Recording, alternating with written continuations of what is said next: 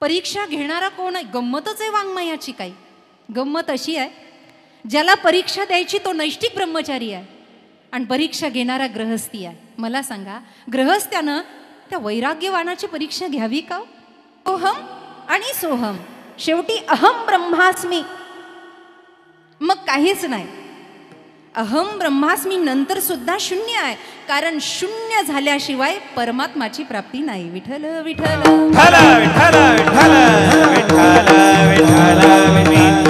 आणि म्हणून एक महत्वाची साधना सांगितली आहे, जी त्रिकाळ संध्येला अनुरूप आहे. सकाळी करू शकता, दुपारी करू शकता महाराज, संध्याकाळी करू शकता.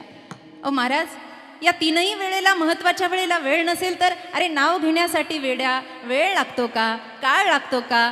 काळ, वेळ, नाम नाही. म्हणून ती महत्वाची साधना आहे. काय? म्हणूनी लाहो करा, भजन करा, गजर करा, दिवस रात्र त्याच्या छंदामध्ये डुंबून राहावं, अशी अवस्था प्राप्त व्हावी त्या साधकाला. मनोनी लाहो करा. यानं काय होईल?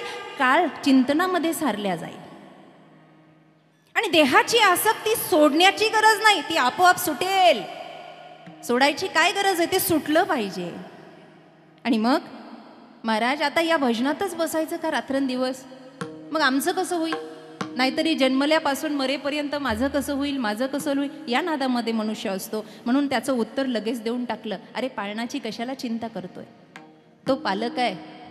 अनन्यश्चिंतयन्तो मा ये जना पर्युपासते तेषां नितभियुक्तानां योगक्षेम वहाम्यहम. जो होय मज अनन्य शरण, त्याचे निवारी मी जन्म मरण. या लागी शरणांगता शरण, मी आहे ना सर्व भार सांभाळायला. पाळनाची नाही चिंता, ठावरिता देवाचा. तुकोबराय तर याही पुढे जाऊन सांगतात, अरे ही माझी अनुभूती आहे. उपदेश करत असताना आधी केले मग सांगितले. दुसऱ्याचा ऐकून उपदेश नाही आहे, आधी अनुभवलंय, अगोदर साधना केली आहे. अरे मी सांगतोय ना तुम्हा जनांना, काय तुका म्हणे देवासाठी देव पोटी पडेल. विठ्ठल विठ्ठल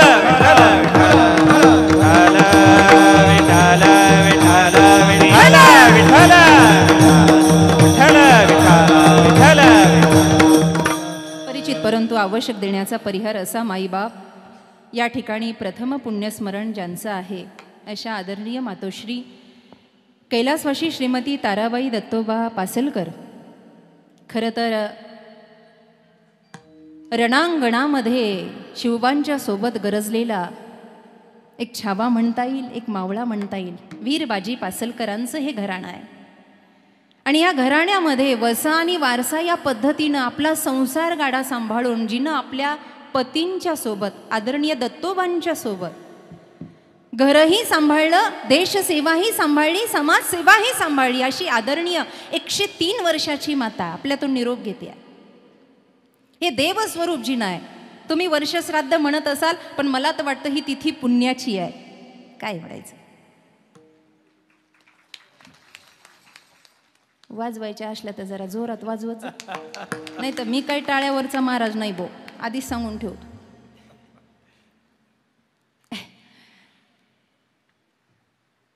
मावळची वाघीण जिला म्हणतात.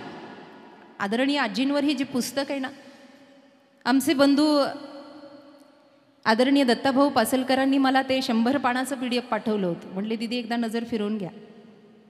4-5 पानं वाजली महाराज धावपळीमध्ये, पण इथं आल्यावर ही अनुक्रमणिकाने हे बघितलं. त्यांना म्हटलं मी घरी घेऊन जाते. छान आहे, आदर्श आहे. एक स्त्रीचं जीवन, कारण स्त्रीचं जीवन प्रत्येक क्षेत्रात बंधनकारक आहे. नारी जीवन हाय तुम्हारी कहाणी, आंचल में दूध और आंखों में पाणी. पण असं जगत असताना सुद्धा जिचा पराक्रम वाखणण्याजोगा आहे, अशी आई आपल्यातून गेली आहे. आणि त्या आईच्या जाण्यानं अत्यंत प्रकारचं दुःख. त्यांचे चिरंजीव जे उद्योगपती आहेत आपल्या पुणे जिल्ह्यामध्ये, आदरणीय श्री बाळासाहेबजी दत्तोबा पासलकर, ढमढेरे परिवार, कोंडे परिवार आणि पायघोडे परिवार या आईच्या सुसंस्कृतपणानं वाखणला 3 मुलींच्या रूपामध्ये. खरं तर आशादेवी आपल्यामध्ये नाही आहेत, परंतु सौभाग्यवती सिंधुताई आणि सौभाग्यवती पुष्पाताई या कोंडे आणि पायघोडे परिवारामध्ये आहेत.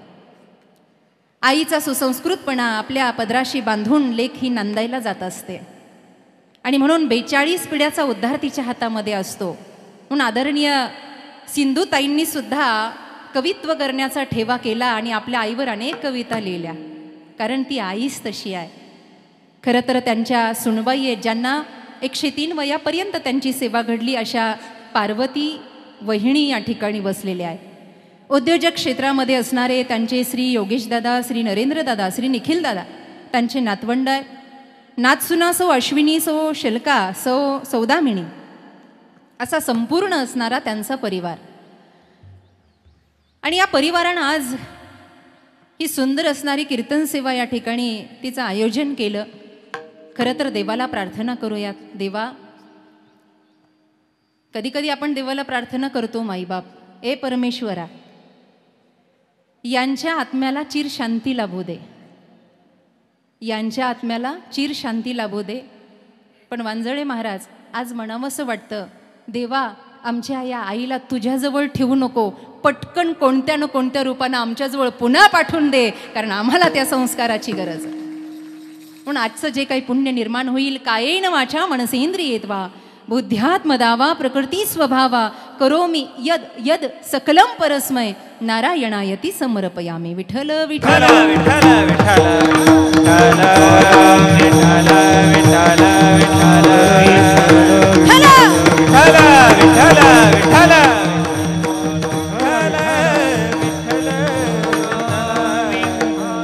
कार्यक्रमाचं आयोजन नियोजन सेवेचं छान आहे.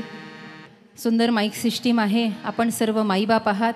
महाराष्ट्रामध्ये ज्यांच्या गान रसास्वादन ज्यांचं झालं, असे आमचे आदरणीय हरिभक्तपरायण अभिमन्यू दादा आहेत, त्यांचे सवंगडी आहेत, ज्येष्ठ महाराज मंडळी आहे, भावंड आहेत. आपण सर्वांची नावं माझ्या लक्षात नाही आहेत किंवा मला माहीत नाही आहेत.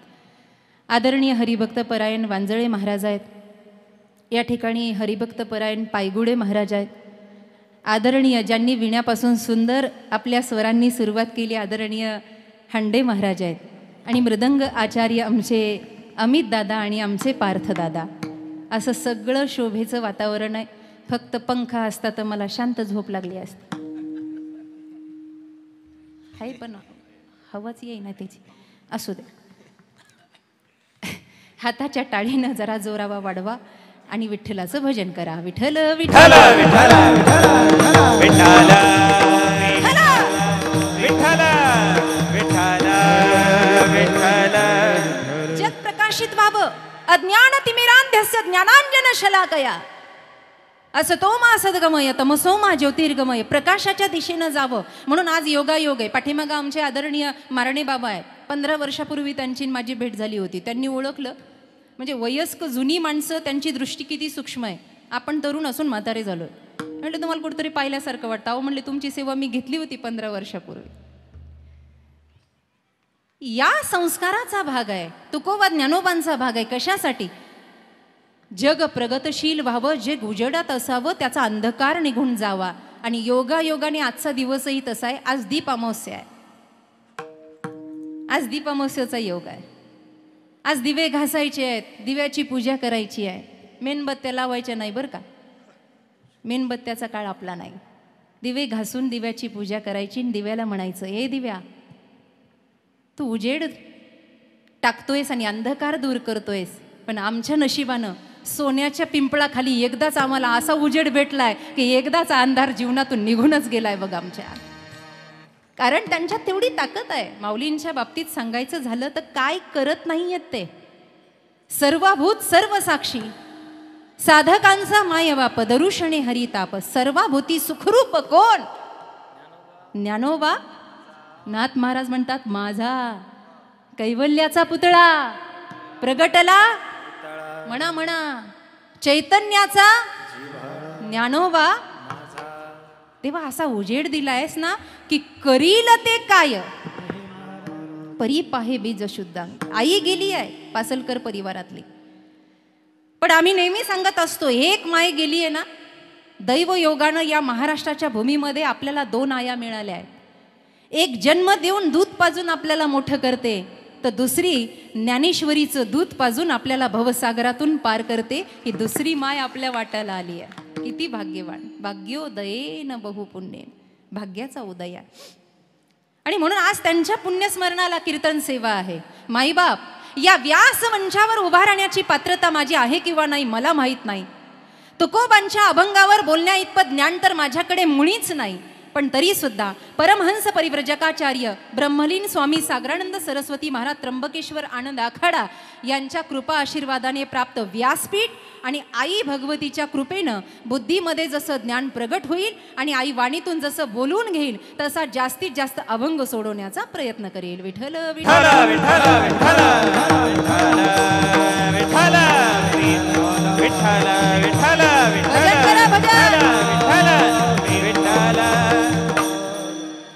देह नव्हे मी हे सरे. तुकोबांचा अभंग हा वैराग्य प्राप्त करून देणार आहे. एक एक अभंग, एक एक ओवी, जीवनच अभंग व्हावं, ओवी व्हावं, अशी सुंदर कीर्ती या संत मंदिरांची आहे. पुण्यस्मरणाच्या निमित्तानं किंवा वर्षश्राद्धाच्या निमित्तानं काय सांगावं? जे गेलेत त्यांच्याबद्दल सांगत राहावं का जे आहेत त्यांना वाट दाखवावी? खरं तर 10व्याला प्रवचन असावं, वर्षश्राद्धाला कीर्तन असावं, असं कोणत्या पोथी पुराणात लिहिलेलं नाही आहे. लिहिलंय का? नाही लिहिलं, पण आपण करतो. आदरणीय गुरुवर्य मामासाहेब दांडेकरांना खूप खूप धन्यवाद आहे, ज्यांनी स्मशानापर्यंत माय ज्ञानेश्वरी नेण्याचा अट्टहास केलाय. याचं कारण एवढंच आहे, जीवन जगता जगता आमचा मार्ग सरळ असावा आणि सरळ मार्गानं जाऊन आम्ही सद्गतीत व्हावं. सुविचारांची सांगड आपल्या मनाला लागावी आणि पसायदानाची दुसरी ओवी सार्थकी व्हावी. जे खळांची व्यंकटी सांडव तया असे राग रागपात आहेत काही काही माझ्याकडे, जसं काही त्यांचा बांध कोरलाय मी. जरा फ्रेश बसा. संतांचं भजन चालू आहे, संतांचं चिंतन चालू आहे. आईबाप मी सांगणार नाही, तो माझा विषय नाही, ते उत्तरार्धात पाहूया. पण जे घरानं पासलकरांचं देह पडावा तर देशाची सेवा करता करता, नाही तर हरिनाम करता करता, याच्यासाठीच त्यांचं आयुष्य एकीक आहे. या कारकिर्दीसाठीच खरं तर वीरबाजी पासलकरांचा इतिहास फार मोठा, शिवकालीन त्यांचं चरित्र. पण आदरणीय ताराबाई यांनी आपला घर संसार व्यवहार चालवता चालवता शून्यातून जग निर्माण केलं आणि आजही त्यांची परंपरा आदरणीय बाळासाहेबांच्या रूपामध्ये समाजामध्ये ख्यात आहे. मला दत्ताभाऊंनी सांगितलं एवढं मोठं अस्तित्व, एवढं मोठं कार्य आहे, परंतु चेहऱ्यावर कधी अभिमान नाही. दादा, जमिनीशी जुडलेली माणसं तीच मोठी होत असतात, हवेत उडणारी मोठी होत नाही. आणि आशांच्या आईबापाचा उद्धार करण्यासाठी वेगळं करायची गरज नाही आहे. पिंडदान हा विधी आहे आपल्याकडे. ब्राह्मण काका पिंडदान करत असतात ना, हे 3.5 हाताचं पण एक पिंड आहे, हे दान झालं पाहिजे. हे पिंडदान ज्या दिवशी होईना देश धर्माच्या समाजाच्या गो ब्राह्मणाच्या सेवेमध्ये, त्या दिवशी आईबापाचं खरं पिंडदान होईल.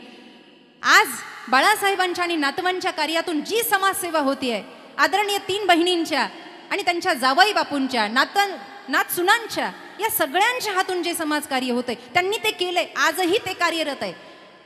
अनेक दिंड्यांना दानधर्म आहे, अनेक अनाथांना दानधर्म आहे, आदिवासी लोकांना दानधर्म चालू आहे. त्याचं प्रत्यक्ष स्वरूप मला दत्ताभाऊंनी दाखवलं. एवढं सगळं करतायत, आईचा वसा, वडिलांचा वसा, वारसा पुढे चालवत आहेत, हे भाग्य आहे. आता त्यांच्यासाठी आणि त्यांच्या उद्धारासाठी वेगळा विधी करायची गरजच नाही आहे. याती नास्तत्र संशया.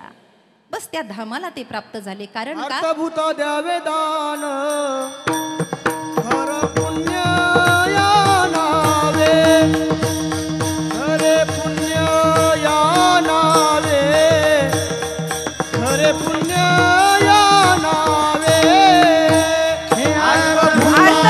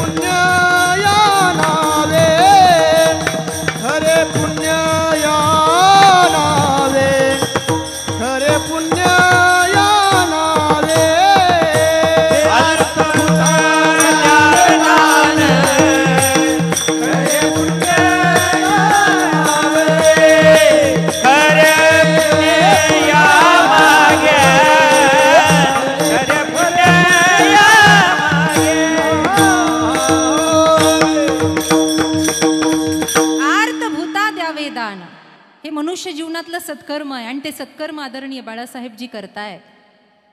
भगवान परमात्म्यानं त्यांना योग्य बुद्धी दिली आहे, आईवडिलांच्या संस्काराचा ठेवा आहे.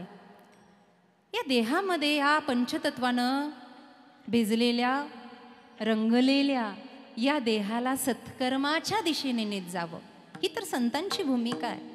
त्यासाठी तर पुण्यस्मरणाला कीर्तन आहेत, बाकी कोणता दुसरा हेतू नाही आहे. आता आपल्याला सुद्धा एका रस्त्यानं जायचंय, कुठेतरी आपला सुद्धा विधी होणार आहे, कुठेतरी चौघाच्या खांद्यावर आपल्याला सुद्धा जायचंय. पण जात असताना काहीतरी शिदोरी आपल्याजवळ असावी ना, 2-4 गुंठे तरी आपल्याजवळ असावी की नाही वर न्यायला.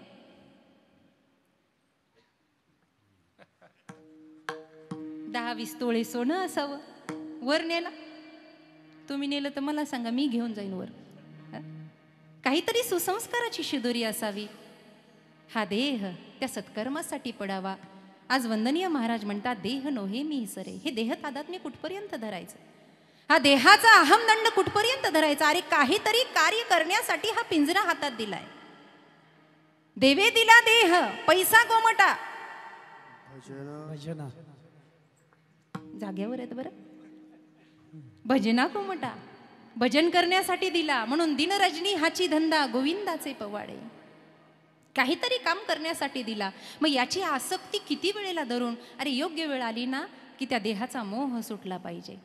आणि तो मोह सुटा म्हणून भजनानंदामध्ये इतकं रस झालं पाहिजे जितके तुकोबा रस झाले आहेत, जितके माऊली. आता संतांच्या पुण्यतिथ्या होऊन गेल्या, महान संतांच्या. संत श्रेष्ठी नामदेवराय आणि श्री संत सावता महाराज.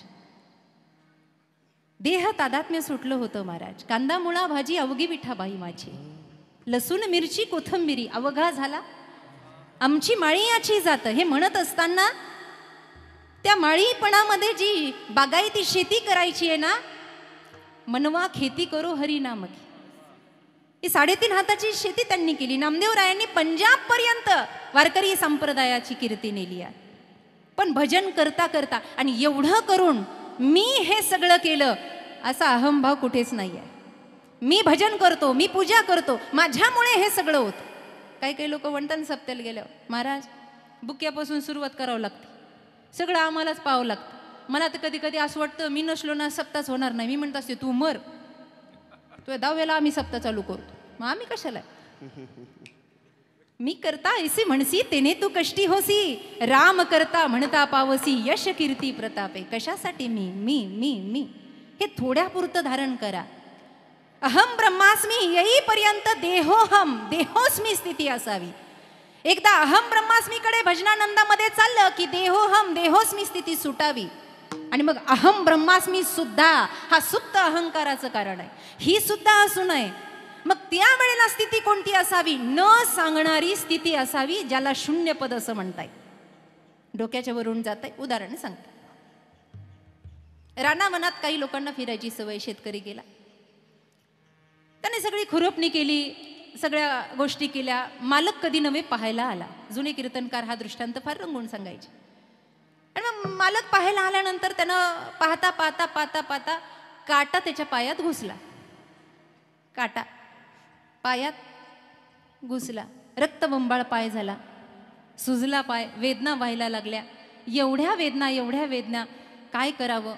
आता तिथे कोणतं साधन नाही आहे, काही पूर्वतयारीनं तो शेतामध्ये आला नाही आहे. आणि मग काटा पायातला काढायचा कसा. जुनं डोकं होतं, काही जुने विचार होते. त्यानं लगेच दुसरा काटा पाहिला. काट्यानं असे बरेच काट्याने निघते. काट्यानं काटा काढला. आणि ज्या काट्यानं काटा काढला त्या काट्याला एवढा त्यानं प्रणाम केला. म्हणलं वा, काट्यानं काटा निघला बरं का. जो पायात घुसला होता त्याला बाजूला फेकला, पण ज्या काट्यानं काटा काढला त्या काट्याला खिशातला रुमाल काढला आणि त्या काट्याला रुमालावर ठेवला. आणि मग त्याच्याशी बोलायला लागला, वा काटे महाराज नाही ना इथं. मज वाटे त्याशी, कुणाला म्हणतो, काट्याला. मज वाटे त्याशी काट्याला.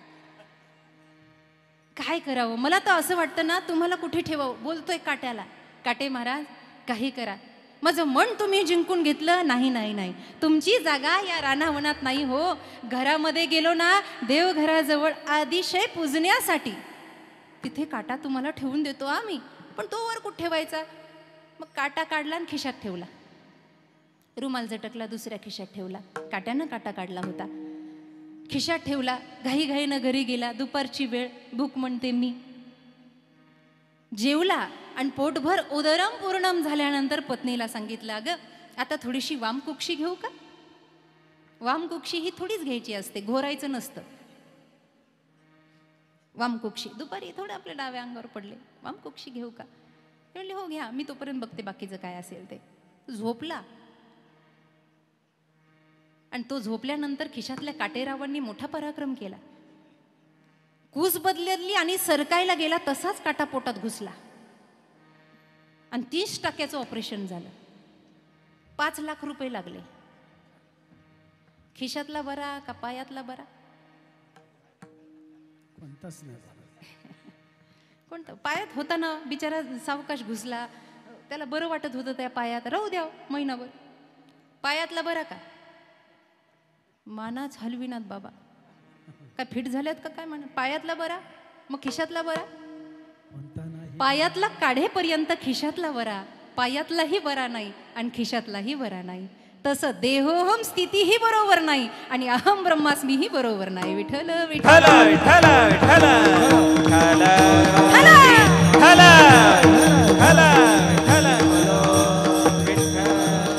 यावर माऊलींच्या हरिपाठातलं एक प्रमाण आहे. तो निरोनिया ठेला, त्याची सुरुवात बोधापासून आहे. साधुबोध झाला तो नुरोनिया ठेला, साधुबोध झाला तो नुरोनिया ठेला, साधुबोध झाला तो नुरोनिया ठेला, साधुबोध झाला नुरोनिया ठेला. खाईचा मुराना अनुभव, खाईचा मुराना अनुभव, हरिमुखे मना, हरिमुखे मना, मना हरिमुखे मना, हरिमुखे मना. खाईचा अनुभव,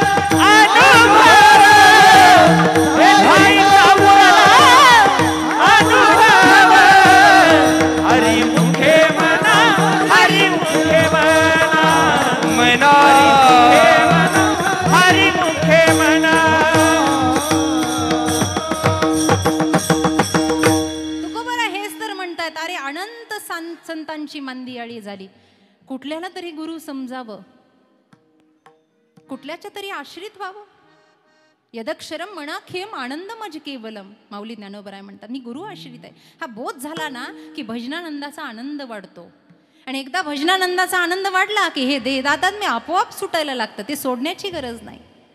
नाही देहातीत असणारा भजनापर्यंत पोचणार कसा? कारण देहाच्या अनेक नाही अपवित्र शरीर ऐसे, रोगाचं भंडार आहे, दुर्गंधाची ठार आहे. मदालसा तर त्याच्याही पुढे म्हणते, हा देह नाशिवंत मळमूत्राचा बाधा, हे चर्मवर ओढलंय कर्म कीटकांचा रांधा.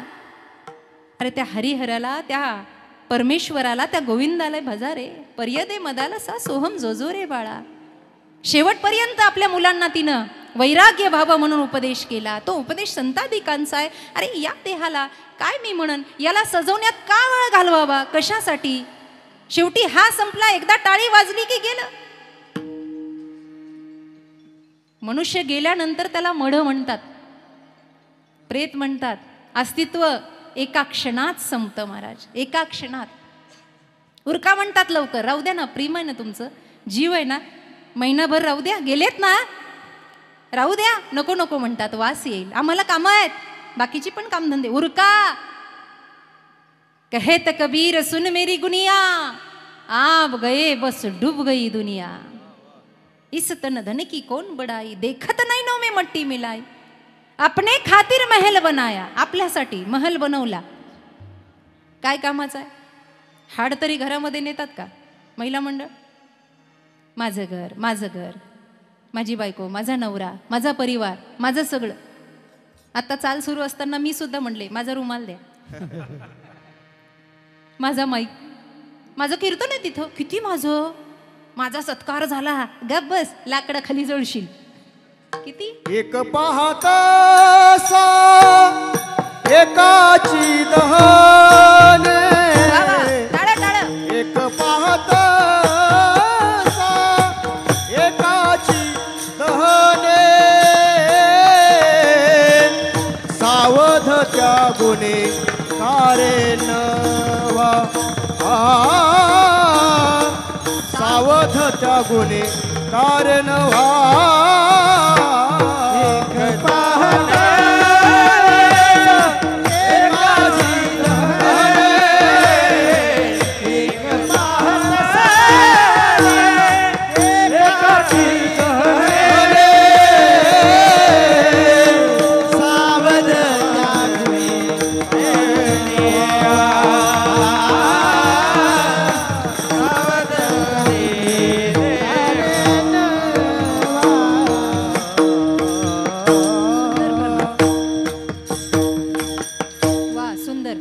जागा रिकामी आहे. महिला मंडळांची संख्या कमी, काही उभे राहिले. तुम्ही इकडे पण बसू शकता, कोण काय म्हणणार नाही तुम्हाला. बसा, उभे राहू नका, इकडे बसा. विठ्ठल विठ्ठल विठ्ठल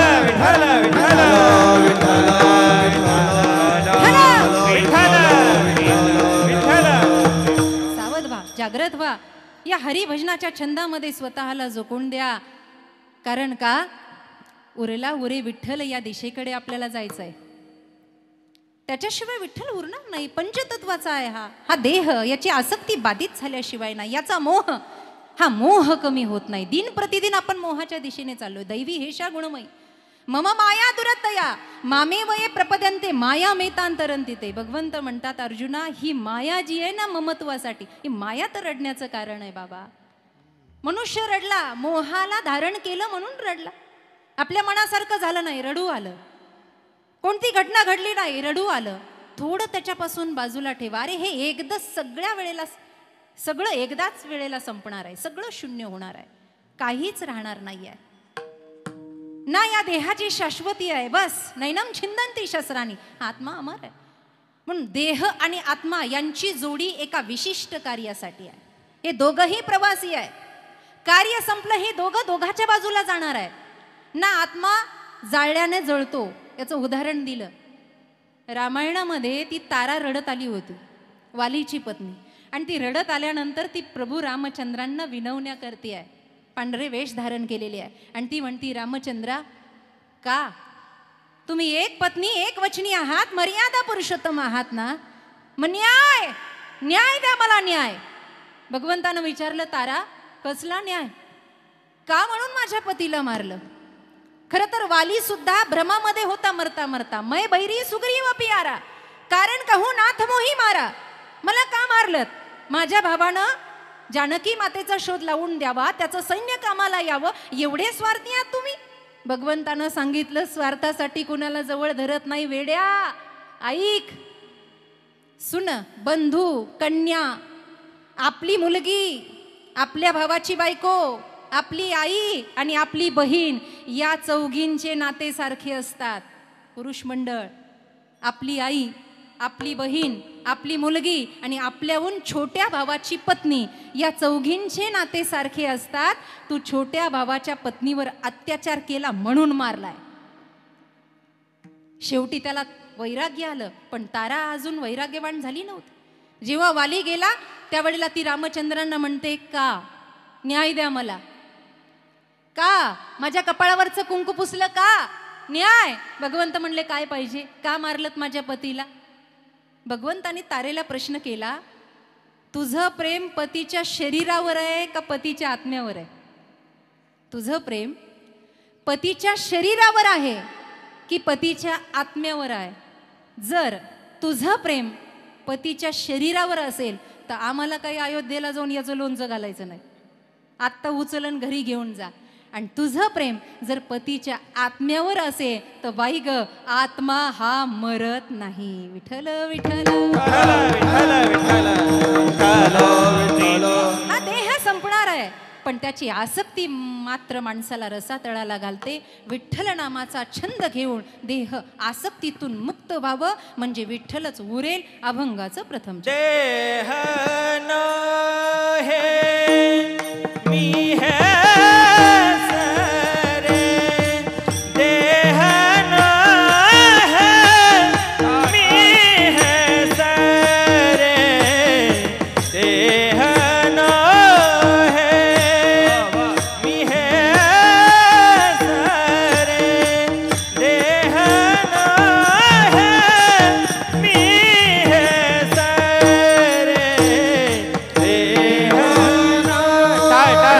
टाळी वाजू द्या बसलेल्यांनी, टाळी वाजवा, भजन करा.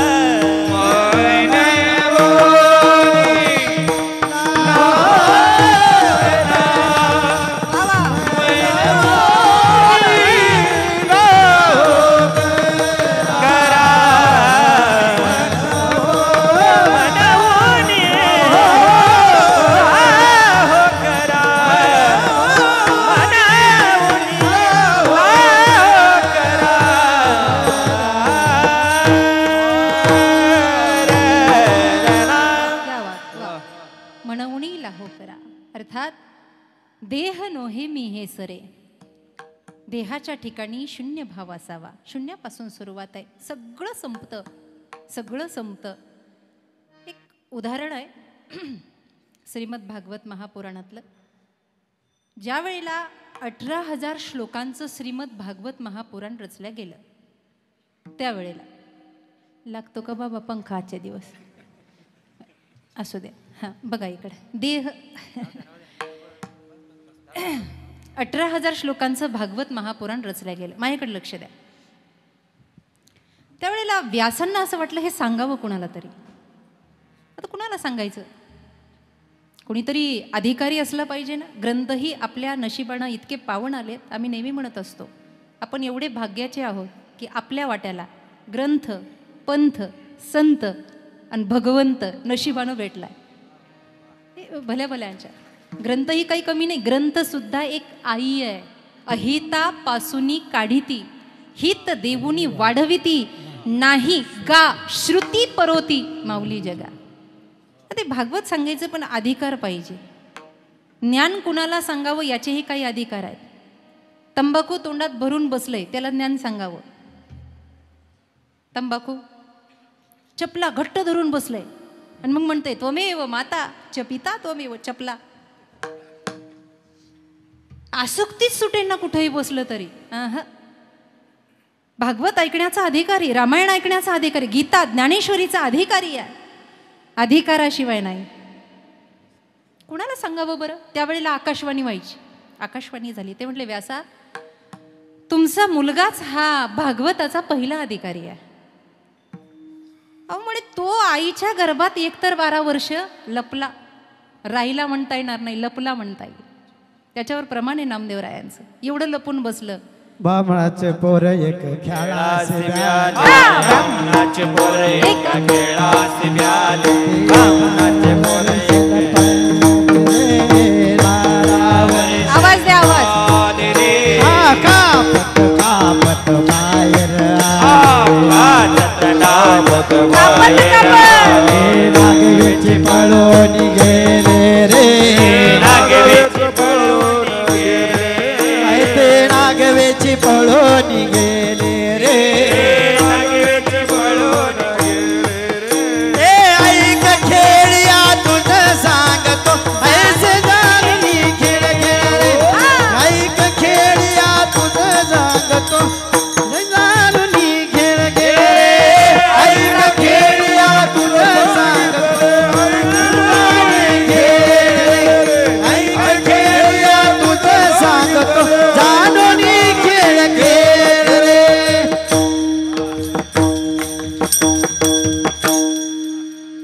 12 वर्ष आईच्या गर्भात. किती दिवस? 9 महिने 9 दिवस, 12 वर्ष. पण वर्णन करताना नामदेवराय अचूक पद्धतीनं वर्णन करतात. ब्राह्मणाचं पोर एका खेळाशी व्यालं, मायारूपी खेळाला व्यालं. कारण ही माया मोठ्या मोठ्यांना रडायला लावते, मोठ्या मोठ्यांना फसवते. इंद्रा पडली वधे, चंद्र झाला काळा, नारद चुकला चाळा. ही मोठ्या मोठ्यांना फसवते. म्हणून लपून बसलं. किती? 12 वर्ष एका खेळाशी व्यालं. 12 वर्ष लपालं रे. मग व्यासांनी विचारलं आत्मजा बाहेर ये. त्यांनी सांगितलं मायेचा पती येऊन सांगेल तेव्हा बाहेर येईल, तो जबाबदारी घ्यायला तयार असेल तर. आणि मग श्री हरी विष्णूंनी सांगितलं आत्मजा बाहेर ये, माझी माया तुला स्पर्श करणार नाही. त्यावेळेला आले, पण विश्वास बसला नाही. कसे आले? कापत. एवढा विश्वास नाही, माया सोडत नाही. कापत कापत बाहेर आले आणि नागवेची पळून यम प्रव्रजंत मनुपेतमपेत कृत्यम द्वैपायणो विरह कातर आजुहाव पुत्रेती तन्मय तया तर्वो विनेदुस तम सर्वभूत हृदयम मुनिमानतोस्मी. निघून गेले. व्यासजी म्हणले आता त्यांना आणायचं कसं? चला ठीक आहे, शिष्य पाठवले, भगवंताच्या रूपाचं वर्णन केलं वगैरे वगैरे झालं. मग ते आले, म्हणले बाबा एवढे छान श्लोक तुमच्याकडे आहेत ना, मला ऐकायचंय. नीट ऐका, डोक्याच्या वरून जाईन पण ऐकलं पाहिजे. मला ऐकायचंय. म्हणलं ऐकायचंय? अरे पण अधिकाराशिवाय ऐकणं नाही, तुझी परीक्षा झाली पाहिजे, स्वतःच्या मुलाची परीक्षा. आणि तीही वशीला लावून नाही, वशीला लावून नाही, नाही तर मग वशिले लावून पास करतात काय काय. अशी परीक्षा झाली पाहिजे की हां बस. परीक्षा घेणारा कोण आहे? गंमतच आहे वाङ्मयाची. काही गंमत अशी आहे, ज्याला परीक्षा द्यायची तो नैष्ठिक ब्रह्मचारी आहे आणि परीक्षा घेणारा गृहस्थी आहे. मला सांगा, गृहस्थ्यानं त्या वैराग्यवानाची परीक्षा घ्यावी का? पण गृहस्थीही असा होता, रामायण प्रमाणे जोग भोगमह राखीव गोई राम बिलोकत प्रगटी सोई. जे देहातीत नव्हते, ज्यांना विदेह नगराचा राजा म्हणलं गेलं, असं महाराजा जनकांनी परीक्षा घेतली. आता गंमत अशी झाली, त्यांनी अगोदरच शिपायाला सांगून ठेवलं होतं, हे बघ असा असा बाबा येणार आहे. आता गुन्हा आणण्यासाठी, त्याचं अधिष्ठान प्राप्त होण्यासाठी देह उघडा होता, दिगंबर काया होती योगींद्र शुकाचार्यांची. पण केळ्याच्या साला एवढी लंगोटी घातली तात्पुरती आणि म्हणले जा आता जनकांच्या दरबारात परीक्षा होईल. आता ती परीक्षा साधी होती का? लगेच फोन लावला आणि गेटवरच्या शिपायाला सांगितलं आम्ही आलो, त्यांना सांगा. असं नव्हतं. उभा राहिले, दिगंबर काय आहे. पण असं असताना सुद्धा त्या चोपदारांनी, त्या पहरेदारांनी, त्या सैनिकानं विचारलं कोण हो आप, कोण आहात तुम्ही? आणि काय? काही नाही, मी व्यासांचा मुलगा आहे. आतमध्ये त्यांना जाऊन सांगा व्यासपुत्र आलाय. आतमध्ये त्यांना जाऊन सांगा व्यासपुत्र आलाय. शिपाई आतमध्ये गेला. महाराज की जय हो. माझ्याकडे लक्ष द्या. महाराज की जय हो. बोला. कुणीतरी एक दिगंबर काया, बस लंगोटी अंगावर, भेटण्याची इच्छा आहे. तुम्ही मला सकाळी त्याची माहिती दिली होती. ते आले दारामध्ये. त्यांनी निरोप दिला. काय निरोप आहे? काही नाही. त्यांनी सांगितलं आज जाऊन सांगा व्यासाचा मुलगा आलाय. आतून उत्तर आलं त्याला म्हणावं तिथेच उभं राहा, पण संघाचा त्याग कर. संघात त्याग येते. बाहेरच उभा राहा, पण संघाचा त्याग कर. शिपायांना उत्तर सांगितलं आणि उत्तर ऐकल्यानंतर हे विचार करायला लागले. हुशार माणसं अशी असतात की त्यांना आपलं कुठं चुकलं हे पटकन कळतं. आणि ते विचारांती त्यांच्या लक्षात आलं. संघ आजूबाजूला तर कोणतं नाही, पण विचारांचा संघ आहे.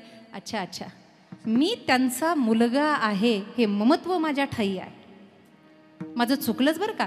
थोडा वेळ थांबले आणि पुन्हा शिपायाला बोलून घेतलं. इकडे या. आता त्यांना म्हणावं शुकाचार्य आलेत. सैनिक आतमध्ये पळत गेला. महाराज की जय हो.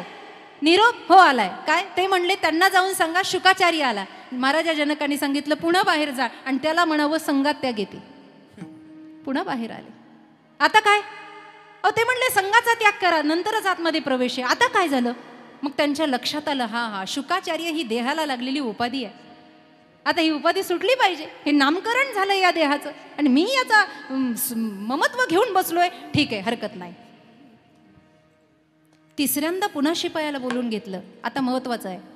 ते म्हणले इकडे आहे आणि त्यांना जाऊन सांग मी आलोय. सैनिक आतमध्ये गेला. म्हटलं महाराज की जय हो. काय निरोप? काय नाही. त्यांनी सांगितलंय मी आलोय. महाराज म्हणले ते मीच अगोदर सोड आणि आतमध्ये ये. मी देह नव्हे मी हे सरे. जिथं मीपणा संपला तिथे परमार्थ सुरू होतो. संपतो नाही, सुरू होतो. म्हणून उरला उरे विठ्ठल. पण ही अवस्था प्राप्त करण्यासाठी एक साधना आहे अभंगाच्या दुसऱ्या चरणात. मन बोलीला बोकेरा, मन बोलीला बोकेरा, मन बोलीला बोकेरा, मन बोलीला बोकेरा, मन बोलीला बोकेरा, मन बोलीला बोकेरा,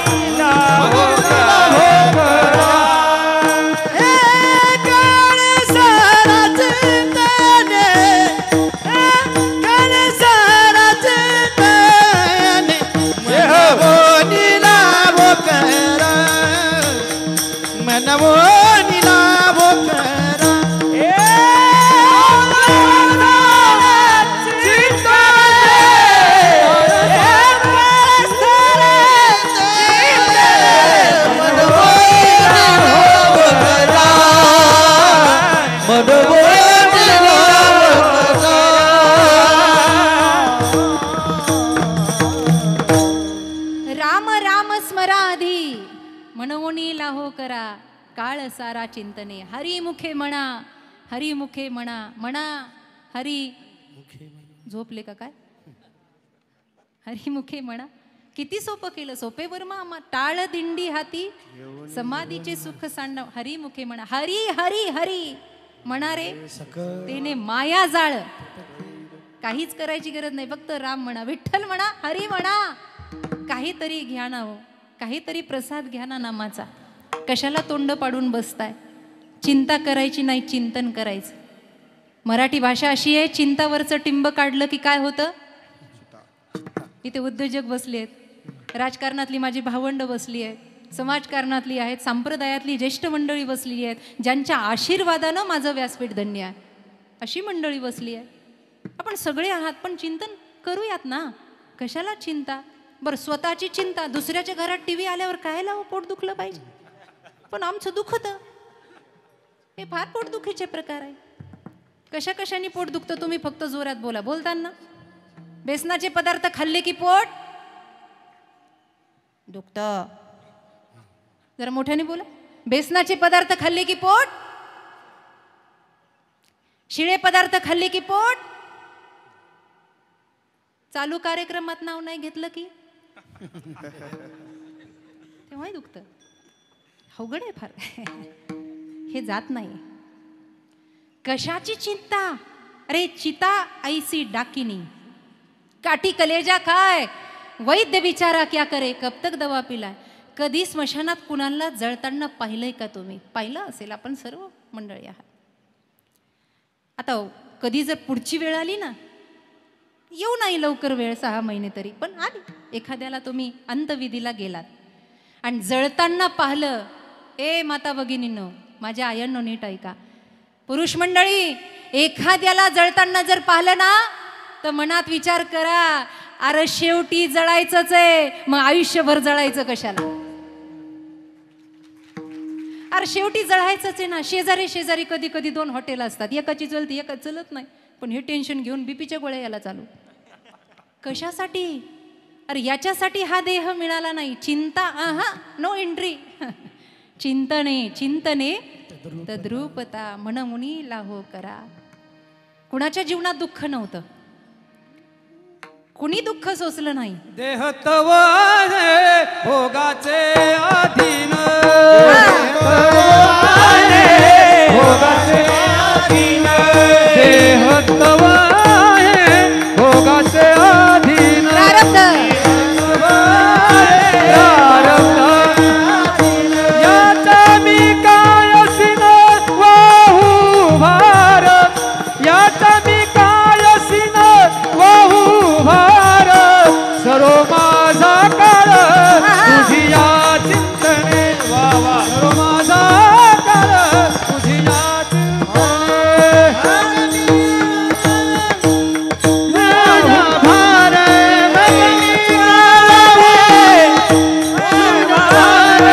सर्व माझा काळ तुझी या चिंतने, सर्व माझा काळ तुझी या चिंतने. प्रारब्धाच्या अधीन हा करील ना तो, त्याच्याकडे काय ताकद कमी आहे? तुका म्हणे घालू तयावरी द्या ना सगळं सोडून त्याच्यावर, फक्त आपण त्याचं चिंतन करा ना. एकदा विवाह झाला, मंगळसूत्र बांधलं की त्याच्या नावाचं कुंकुण, त्याच्या नावाचं नाव असतंच की नाही? सांगा मला. मग तो बघतो ना दिवाळीला कोणती साडी घ्यायची, कोणता दागिना घ्यायचा. तसं एकदा निष्ठावंत भावानं त्याला समर्पण झालं. त्याला कुणाला? बा विठ्ठला. देह समर्पित देवा, भार काहीच न घ्यावा, वा, होईल आगावा. टाळ्या वाजू द्या, टाळ्या. तुका म्हणे आनंद, देह समर्पित देवा, भार काहीच न घ्यावा, होईल आगावा. तुका म्हणे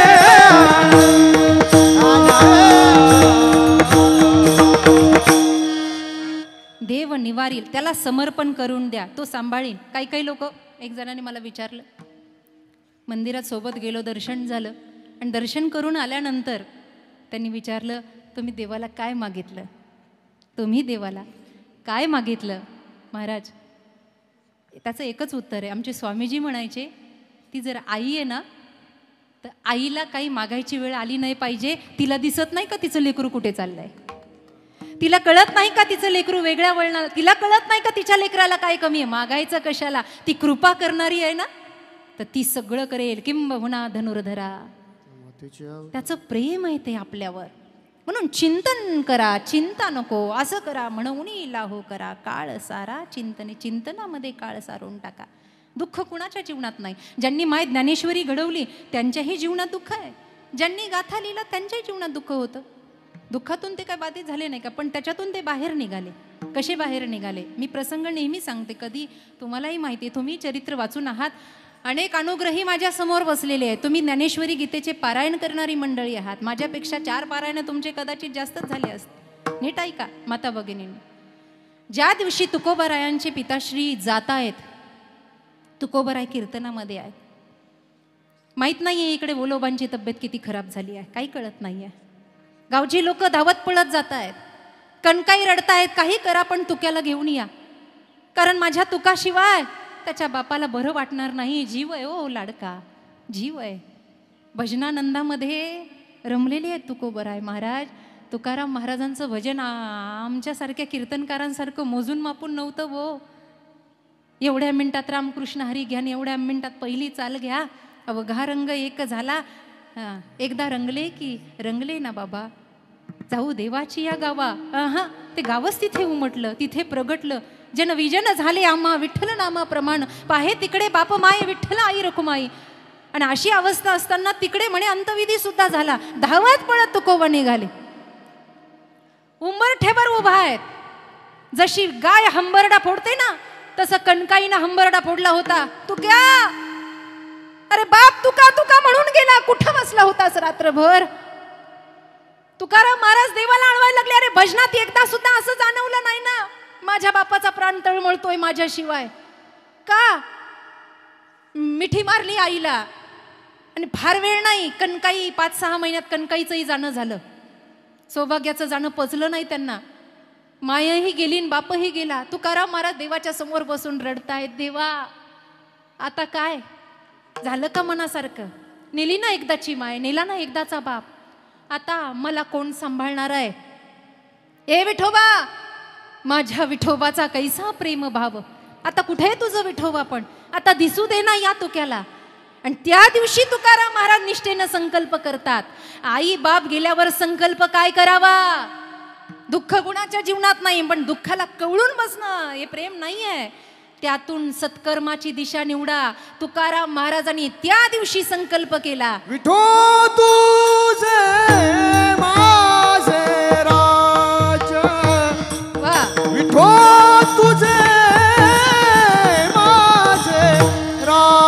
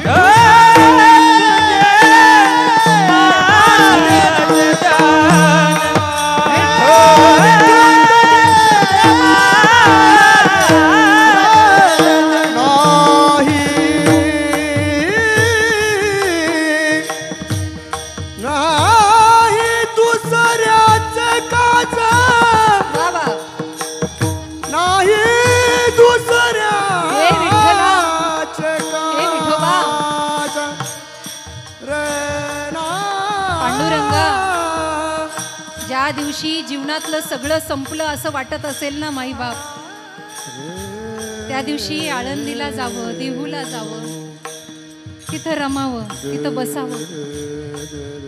ए आई, माय गेली ग माझी, आता तुझ्याशिवाय कोण सावरेल मला. अत्यंत प्रकारचं सुख गेलं ग माझ्या जीवनातलं आईच्या रूपानं. ए आळंदीची माय, तुझ्या कुशीत बसू दे ना ग, समाधीवर डोकं ठेवा म्हणा. जेवढे कुविचार असतील ना माऊली, जाऊ द्या ना. आई बाप होते तेव्हा काही चुकलं की पटकन सांगायचे. तुकोबा रडतात का? देवा भजनात जर एखादा शब्द चुकला ना तर बापानं सांगावं, बोलोबांनी तू क्या इथं चुकलाय बरं का. देवा आता तुला सांगतो, जे माझ्या बापदात्यांनी केलं ना तेच करणार. काय माझ्या वडिलांची मिराशी का देवा, तुझी चरण सेवा पांडुरंगा. म्हणून माऊली, माईबाप, हे जगामध्ये जरी प्रेमाचा तुटवडा पडला ना तरी सुद्धा माऊलींच्या आणि तुकोबाच्या दारात प्रेम संपत नाही. तिथून प्रेमाला प्रारंभ होतो.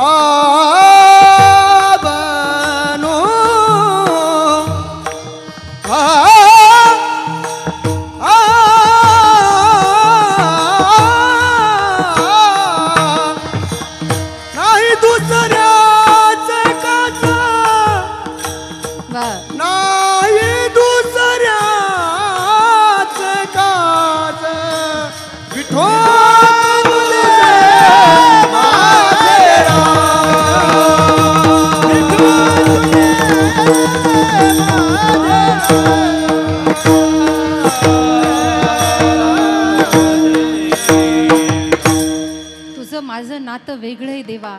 आपण जो आरती झाल्यावर श्लोक म्हणतो ना, तो तुकोबांनी धन्य केला. त्वमेव माता च पिता त्वमेव.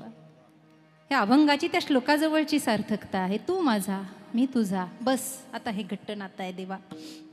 दुःख कुणाच्या जीवनात नव्हतं. धर्मवीर संभाजी महाराज आईच्या दुधाविना पोरकं बाळ, रडले दाय मोकलून. कुठे दूध मिळेल कुठे? आज आपण इथे सगळे बसले आहेत. काही काहींचे चेहरे एवढे नर्वस झाले, वाटतं सगळ्या जगाचं दुःख यांच्याच अंगावर पडलं. छत्रपती महाराज डोक्याला हात लावून बसले नाही. आता कसं होईल? आता काय करू? खरी कसोटी तर त्यावेळेला होती, शंभो बाळाच्या वेळेला. काय कसोटी होती? मला वीर पासलकरांकडे यायचंय म्हणून हा संदर्भ लावलाय. काय काय होतं? छत्रपती रडताय ढसढस. ज्यांनी स्वराज्याची स्थापना केली ना, आतापर्यंत मोठे मोठे पराक्रम झाले, रडू नाही आलं. पण केविलवानं लेकरू आईच्या दुधासाठी रडतय ना, आता डोळे भरून आले. ए माय भवानी, आता काय? ओल्या बाळंतनी कुठे आहेत? पंचक्रोशीत शोध घ्या. सगळीकडे शोधलं आणि शोधल्यानंतर आऊसाहेबांनी सांगितलं, ज्याला जे पाहिजे त्याला ते मिळेल. बाया आल्या, पण आल्यावर बाया दुधाचा सौदा करू लागल्या. दुधाचा हिशोब केला पाहिजे. किती बिघा जमीन मिळणार व आऊसाहेब? किती धान मिळणार? काही म्हणले आम्हाला राहायला वाडा नाही, तुमच्या वाड्यात राहू द्या. काही म्हणले आम्हाला तोळ्यानं धन द्या. आऊसाहेबाचे डोळे भरून आले. अरे दुधाचाही व्यवहार? कोण आणि अशा आसक्ती ठेवणाऱ्या, अशा स्वार्थी असणाऱ्या आईचं दूध माझा शंभू बाळ पेणार काय? आता काय? पण रस्ता निघाला अडचणीतून. खेड शिवापूर जवळचं एक छोटंसं गाव. आली, पदर खोचला. तिनं दौंडी ऐकली होती ना, आली म्हणली, आओ मला फक्त एवढं दाखवा, माझा शंभू बाळ कुठं बसलेलं, मला त्याला दूध पाजायचंय.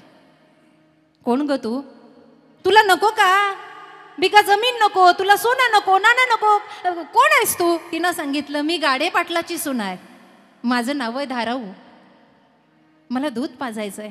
का ग तुला काही नको? काही नको. सणातल्या दारा माझ्या आता रोखत नाहीयेत, बस मला बाळाला जवळ घ्यायचंय, मला दूध पाजायचंय. का ग? जणू काही तिला ईश्वरीय संकेत झाला की काय? जरी ही कल्पकता असेल तरी सुद्धा ती म्हणते, का कुणास ठाऊक असं वाटतं, बस या बाळाला जवळ घ्यावं, दूध पाजावं. का? मोठं झाल्यावर लाखो स्त्रियांची आबरू वाजवणारं हे बाळ आहे, मला याच्यासाठी यायचंय. तेव्हा कुठे सुखाची किरण आली. आई भगवतीनं दर्शन दिलं. झालं.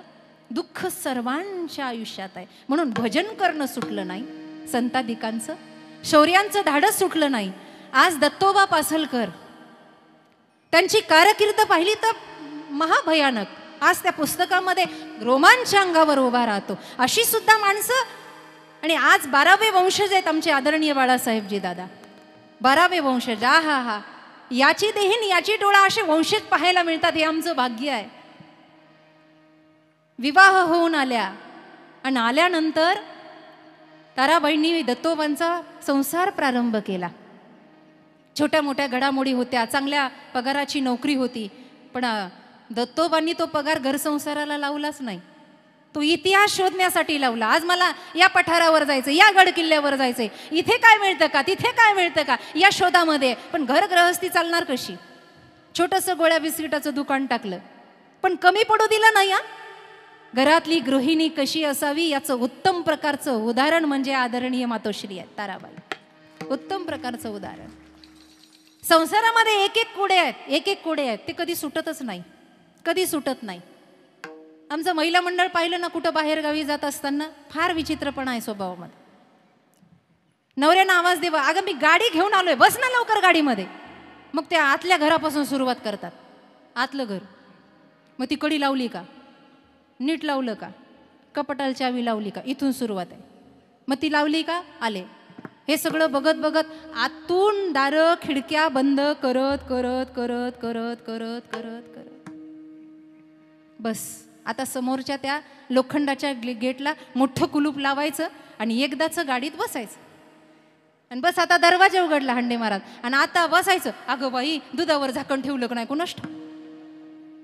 पुन्हा हे सगळं उघडत उघडत जायचं. हा कोड्यांचा खेळ संसारच आहे. पण हे कोडं बाजूला ठेवून जिनं समाज कार्याचा वसा आणि वारसा धारण केला ना, तिच्या जन्ममरणाचं कोडं खुलल्या गेलं. आज मोठी क्रांती आहे ताराबाईंची. खरं तर हे व्यासपीठ कुणाच्या निंदा किंवा स्तुतीचं नाही. लोक आम्हाला सांगता आईवर बोला, बापावर बोला, बंद करा आता हे सगळं. योगे 28 विटेवरी उभा. तो पुंडलिक राया आईबापाची सेवा करता करता 28 युग झाली असा संदर्भ आहे म्हणे. मी सुद्धा ऐकलेला आहे, अजून वाचलं नाही, पण मोठ्यांच्या तोंडून ऐकलं. एकदा असं झालं होतं म्हणे, नामदेवरायांनी विचारलं, त्यांना राग आला होता पुंडलिकाने वीट मागे फेकल्यावर. अरे कारे पुंड्या मातलासी किंवा कारे प्रेमे मातलास, उभे केले विठ्ठलासी, ऐसा कैसा रे तो धीट मागे भिरकावली वीट. अरे तुला पद्धत विद्धत आहे की नाही ते म्हणले. मी थोडी बोलवलंय, माझी सेवा एवढी आहे की ते आले आहेत, राहतील उभे विटेवर.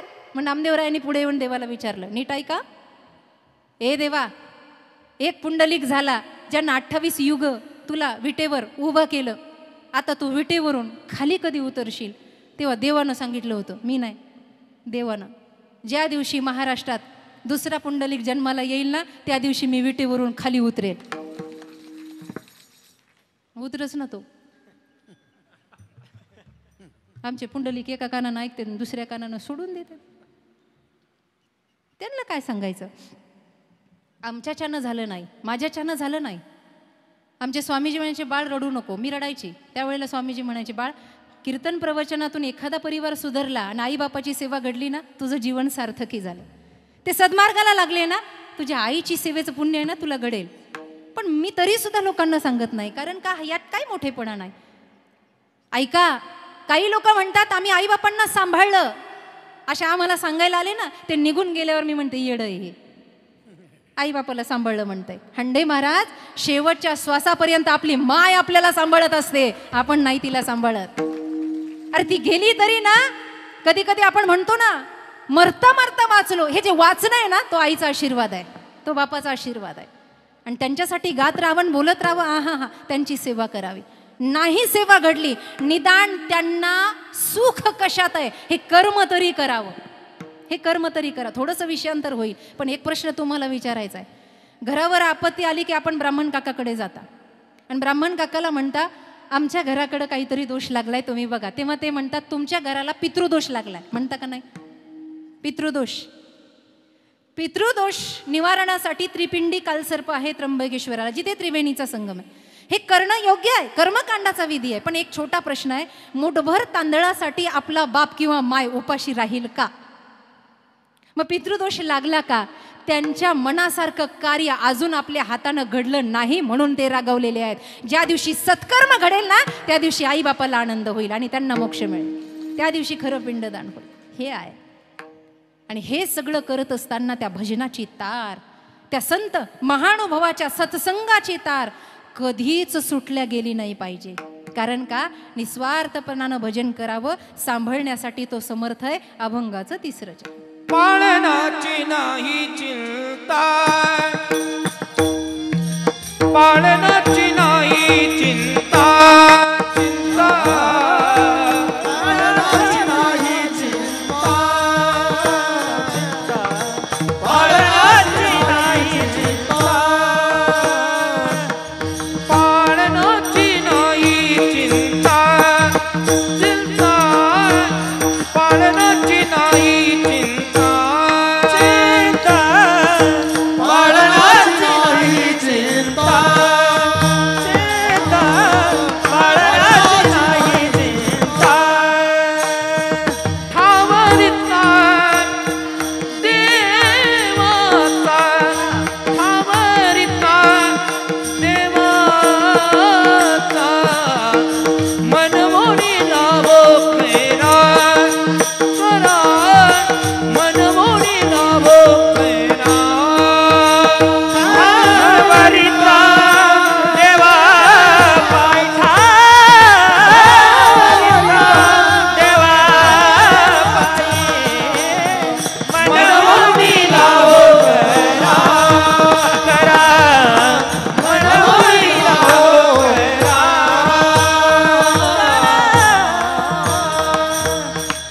पाळनाची नाही चिंता, ठावरिता देवाचा.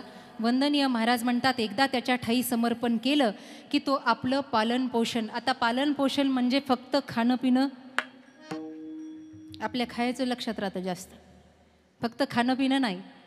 तो पालक आहे ना आपला, आपला सर्व भार सांभाळून घेईल. कोणत्या जागेवर आपल्याला बसवायचं हे त्यांच्या हातात आहे, आपल्याला कुठून खाली उतरवायचं हे त्याच्या हातात आहे. कळतंय का? आयुष्याची सगळ्याशी दोरीचं मोजमाप तो करतो, तो सांभाळतो, त्याच्याशिवाय नाही. उंच नीच काही नेनो भगवंत, तिष्ठे भाव भक्ती. या भजनामध्ये, या अभंगामध्ये संपूर्ण संतांचं चरित्र आहे. संत सावत्याची खुडू लागे भाजी, सज्जन कसा या विकू लागे मास.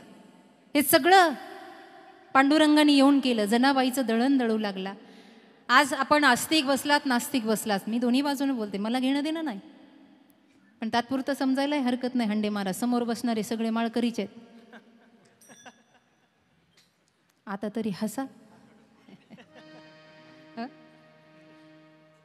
उद्धार सगळ्याचा करून घ्यायचा आहे ना. आता बघा तुम्ही कीर्तनाला चाललो की काही असेल, पूजेला चाललो, पाटल, लोकांच्या तोंडात एकच शब्द असतो, काय करायचंय आता, काय राहिलंय आता मागं पुढं, काही नाही, सगळं झालं बघा, आता फक्त भजन करायचं. त्या भजनी मंडळात जाऊन भांडणं लावित आहे,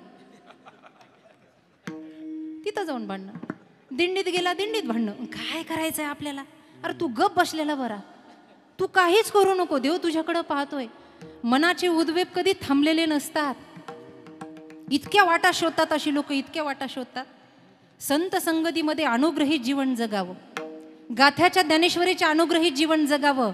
आज पुण्यस्मरणाचं कीर्तन आहे, इथे कोण किती शाब्दिक भाषा वापरेल मला माहीत नाही, पण इथे मी फार मोठी नाही, मी तर आपलं लेकरू आहे, तुम्हीच मला सांभाळलंय. पण महाराजांच्या अभंगाचा थोडा जरी प्रसाद आज घेऊन गेलात ना, तर खरी भावपूर्ण श्रद्धांजली या आईला प्राप्त होईल. खरं तर तिच्यासाठी साकडं मागितल्यासारखं होईल, एक चांगला गुण. आणि ह्या चांगल्या गुणासाठीच हे सगळं करायचं. कीर्तन भजन त्याच्यासाठीच आहे. कोणती चिंता करायची नाही, बस ज्ञानोबा तुकोबांना यांच्या संगतीत राहायचं, यांनी मार्ग दाखवला त्या मार्गाने जायचं. कोण कुठं चाललं त्याच्या मागे जायचं नाही. आजकाल मार्ग दाखवणारे भरपूर आहेत, भटकंती होऊ द्यायची नाही जीवाची. एक जणाला दुसऱ्याच्या मध्ये नाक खुपसायची सवय होती. नाक खुपसणं हा मोहरा आहे. नाक खुपसणं म्हणजे काय, मध्ये मध्ये बोलणं, मध्ये मध्ये काहीतरी वादविवाद करणं. दृष्टांत आवडेल ना आवडेल मला माहीत नाही, मला सिद्धांताकडे जायचं. ती असंच राजवाड्यात बसल्या बसल्या त्यानं काहीतरी बोललं बुवा. राजाला एवढा राग आला महाराज, आणि राजा जसा उठला तसं तलवारीनं राजानं त्याचं नाकच कापलं. काय केलं, संपूर्ण शरीरामध्ये नाक प्रधान आहे. हे मी म्हणत नाही, हे महाराज म्हणतात. काय करावी ती 32 लक्षणे, नाक नाही तेने, नाक हे प्रधान आहे. माझ्याकडे लक्ष द्या. ते नाक कापले गेलं, नाक. आणि मग गावातले लोक म्हणायला लागले, तो आला ना समोरून की गावातले लोक म्हणायचे, नाक कापे आला, नाक कापे आला, नाक कापे आला, नाक कापे आला. तुम्ही इकडे बघा, माझ्याकडे, इकडे बघा, माझ्याकडे बघा. असं काय म्हणायचे, नाक कापे आला. आता असे लोक, अभिमन्यू दादा हे फार चतुर असतात. ते काय म्हणलं माहिती आहे का, 5-6 जणाला म्हणले, मला तसं नाक काप्या म्हणायचं नाही. म्हणे का, म्हणे जेव्हापासून नाक कापलं ना तेव्हापासून मला पांडुरंग दिसायला लागलाय. जेव्हापासून माझं नाक कापलं गेलं तेव्हापासून मला पांडुरंग दिसायला लागला. लोक म्हणले कार्यकारण संबंध काय, तो म्हणला असा पाहायला लागला की नाक आडवं यायचं, नाक कापल्यापासून देव दिसायला लागला. बरं, अशा लोकांचे अनुग्रही होतात पटकन. चेले 7-8 जणांनी लगेच त्याचा अनुग्रह घेतला. म्हणले आम्ही कापलं तर आम्हाला दिसेल का, म्हणले कापून बघा. त्यांनी सुद्धा नाक कापले 7-8 जणांनी. बघता बघता 15 झाले, नंतर 50 झाले, अर्ध गाव नाक कापलं. चांगले नाकं होते सगळेच, पण त्यांनी नाकं कापून घेतले. का, याच्यामुळं नाक कापलं की देव दिसलं. मग लोक याच्याजवळ आले, म्हणले रावसाहेब नाही तर रावसाहेब नाक कापलं की देव दिसत होता, मग दिसत नाही. तो म्हणला हे बघा, नाही दिसला आणि दिसला, असाही तो दिसत नाही तसाही दिसत नाही, पण नाक कापल्यापासून देव दिसतो असं म्हणायचं. मग बोबाटा झाला, नाक कापलं की देव दिसतो, नाक कापलं की देव दिसतो, नाक कापलं की देव दिसतो. सगळ्या गावानं नाक कापून घेतलं. बघता बघता ही वारी राजाकडे गेली. त्याचं चांगलं होतं बाण्यात. तो म्हणला खरंच नाक कापल्यावर देव दिसतो का, म्हणून राजानंही कापून घेतलं. असं नाक कापायच्या मागं गेलं की नाकच कापावं लागतं. मागे जायचं तर संत मांदियाळ्याच्या मागे जायचं, ज्ञानोबा तुकोबाच्या शांतीब्रह्म एकनाथ महाराजांच्या मागे जायचं. आणि मागे गेलं की ते गाव दिसतं जिथे परमात्मा आहे, ते तत्व मिळतं की जो सांभाळायला समर्थ आहे. हा अनुभव तुकोबांच्या जीवनामध्ये आला, म्हणून ते शेवटच्या चरणात म्हणतात, तुका ऐका आता भैरवी थोडी घ्या, नंतर आपण परत चाल घेणार आहे. हा चाल होईल नंतर. आता तुका म्हणे जीवासाठी तुका म्हणे जीवासाठी तुका म्हणे जीवासाठी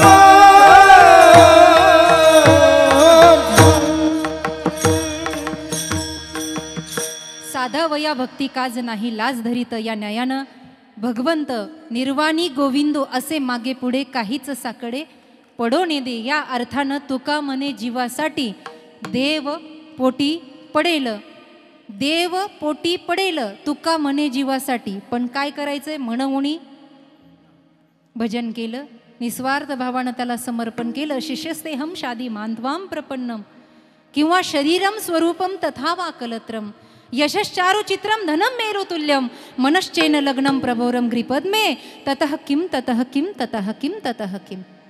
जीवनाचा धिक्कार असल्यापेक्षा त्याला समर्पण असावं. आणि म्हणून आपण सगळे एकदा संप्रदायाच्या दंडकाप्रमाणे लाहो करूया. विठोबा रखुमाई हरे विठोबा रखुमाई हरे विठोबा रखुमाई. भजन करा भजन. विठोबा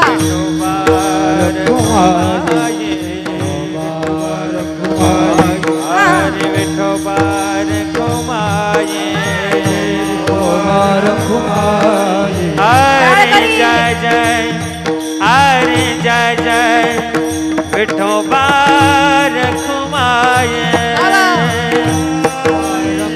विठोबा हरे जय टाळी वाजू द्या, टाळी हाताची टाळी मुखात जय जय हरे जय जय हरे जय जय विठोबा रखुमाई. हरी जय जय विठोबा हरि जय जय हरि जय विठोबा रखुमाई. हरी जय जय हरी जय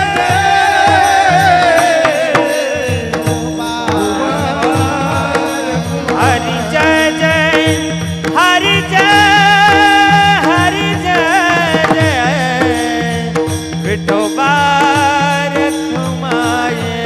हरी जय जय हरी जय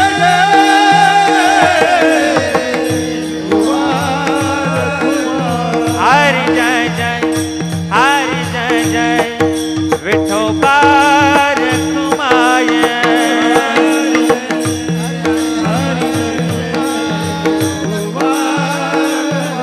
विठोबा विठोबा कुंडली कवरदारी विठ्ठल श्री ज्ञानदेव पंढरीनाथ भगवान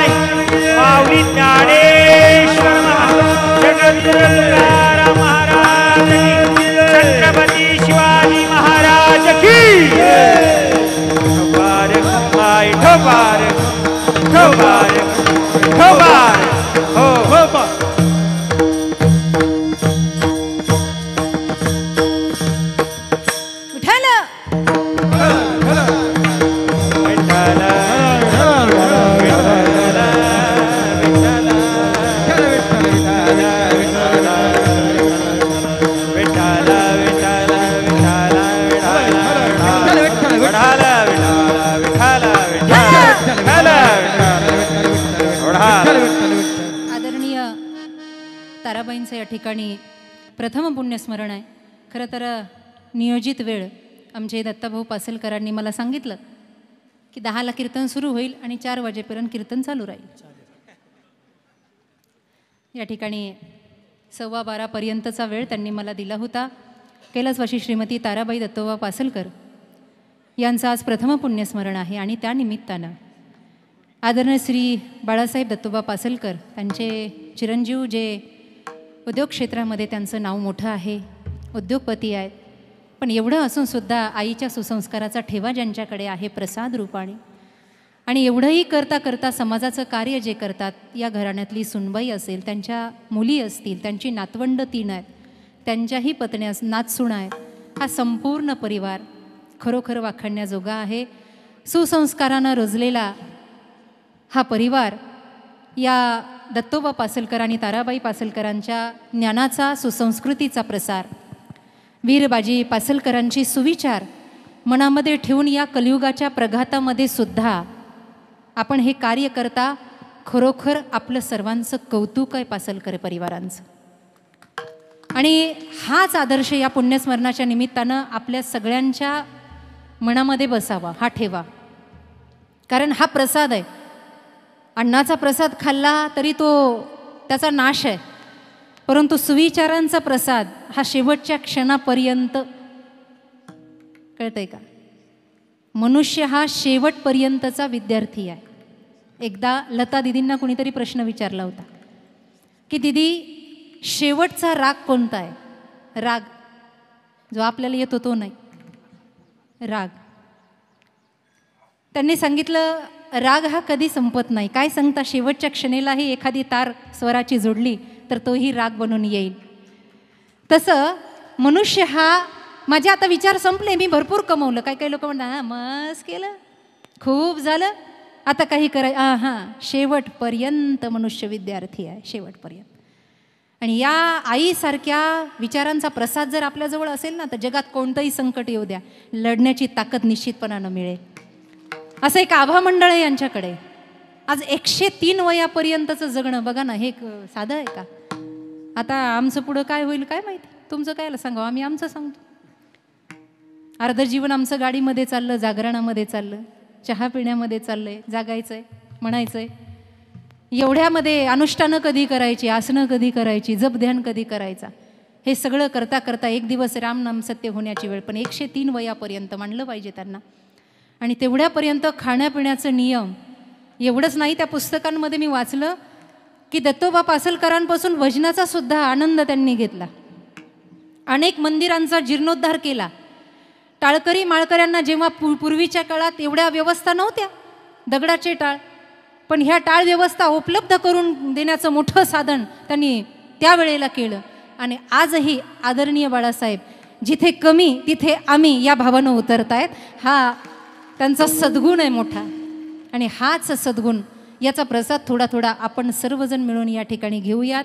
म्हणून आज या आईसाठी देवाला प्रार्थना करूयात. देवा, आता म्हणता येईल. काही काही लोकांना बोलता बोलता सुचत नाही आणि ते मध्येच म्हणत असता, याचसाठी केला अट्टाहास, शेवटाचा दिस. आजचे इथं बोलणारे नाही, तसं राग पाहू नका माझ्याकडे. ते म्हणत असता, याचसाठी केला अट्टाहास, शेवटचा दिस गोड व्हावा. पण कधी? त्या म्हणणाऱ्यालाही कळत नसतं की शेवटचा दिस कधी आहे. मैतीला भरपूर समाज असला म्हणजे शेवटचा दिस गोड झाला काय? का भरलेल्या गोकुळात जीव गेला म्हणजे शेवटचा दिस गोड झाला? कधी?